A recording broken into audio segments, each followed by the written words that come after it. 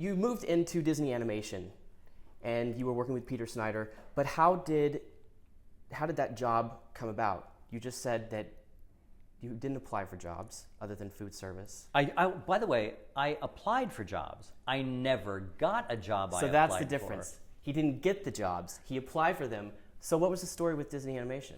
Well, what happened there is when I was working for the Mark Taper Forum, I had a very, very small office.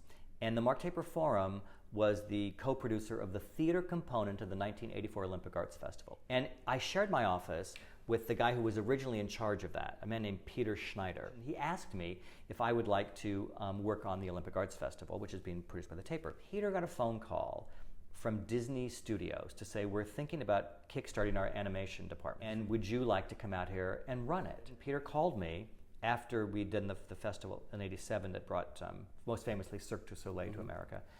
And he said, would you like to come out here and produce a movie? And so I went to Disney Animation to produce a very small animated film called The Rescuers Down Under. That came out in 1990, and then I just started working at Disney Animation. I started as a producer, then I became an executive, and I worked my way up. What were the lessons that you learned over the time working at Disney Animation? When I started at Disney Animation, Oliver and Company had not come out, Little Mermaid, Roger Rabbit, that whole thing hadn't happened yet, because I realized the same process of producing a festival or a play was not that different from producing a movie. You had to mobilize a group of artists and technicians and production people into formation and enable them to be the best they could possibly be. But the real thing I learned is fantastic people with great talent, when assigned to the right project that brings out what they do the best, is how magic is made. There is no formula for it. I always say the recipe for success is the formula for failure. That there is no set of ingredients that come together, but there is an intuitive, a gut, if you will, response to people with certain talents, and by joining them together, they can make magic. At what film do you feel kind of had that extraordinary magic? It's a tricky question because there were a lot of movies. I was involved in the 20-some of these big movies, and I had different roles on them. So I started as a producer on Rescuers.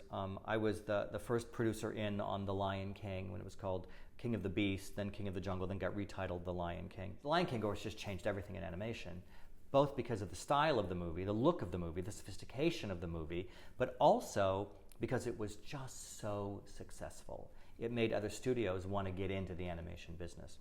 But then there were films like Mulan that I think had a great deal to say about the role of women and what that character goes through in her journey. You've commented that that's your personal favorite. Mulan and Lilo and Stich hold a very, very special place in my heart. And what is it about those two films? Mulan was if you look at a lot of these films, whether it's Pocahontas or Mulan, Lilo and Stich, films that both had strong female protagonists, but also women of color being in these movies, that these films were not just white, Eurocentric fairy tales. That was important to me, but also that they said something about our role in the environment, our role in the community. So then you transitioned from animation then to opening Disney Theatrical. Well, yeah, that's it. What happened is two things happened concurrently. Disney Animation was growing, and it was sort of the rebirth of musicals in many ways, right? Kids hadn't been raised on musical narrative.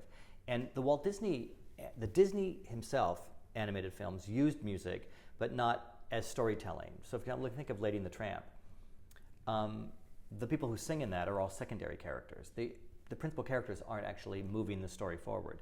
Musicals, as we think of Broadway musicals, use music to drive the narrative and to turn the corner in the plot of the stories.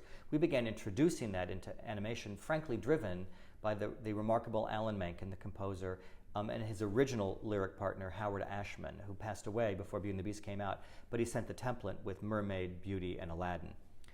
This idea of almost doing Broadway-style musicals, but on film, led, of course, to Beauty and the Beast. Beauty and the Beast came to Broadway, produced primarily by our theme park group, who did live entertainment in the parks. They put Beauty on Broadway. Our then chairman of the company, Michael Eisner, who had been a dual major in college, English and theater, loved the theater, and he said, well, Beauty's here, but now let's create a theatrical division. And he asked Peter Schneider and I to create this theater division because we both had grown up in the theater. We were working at animation. It seemed like a nice dovetailing thing.